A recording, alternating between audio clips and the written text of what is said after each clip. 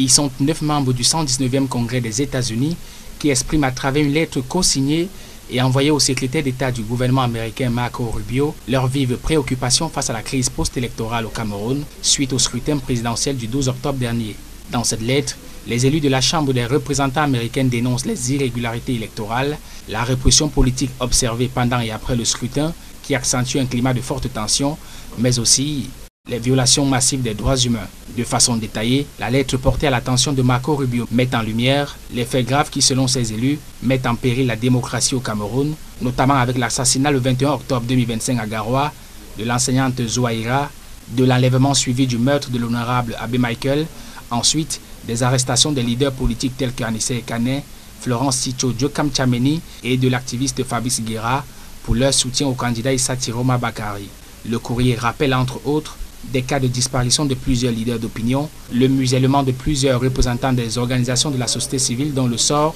reste encore inconnu. Ils soutiennent que ces entraves sont liées à la proclamation des résultats de l'élection présidentielle ayant conduit à la victoire du président Paul Biya avec 53,66% des voix contre 35,19% pour son principal challenger Issa Tiroma Bakari. Pour les membres du Congrès américain, il ne fait l'ombre d'aucun doute que la récession démocratique qui prévaut actuellement pourrait déstabiliser toute la sous-région en créant une instabilité pouvant affaiblir la coopération entre le Cameroun et les États-Unis. En 5 points, les signataires de cette missive demandent au secrétaire d'État Marco Rubio de faire pression pour la libération immédiate des prisonniers politiques dans notre pays, de tenir responsables les auteurs de crimes et de violations des droits humains, y compris les forces de sécurité impliquées. Par ailleurs, ils encouragent toutes les parties à s'abstenir de toute violence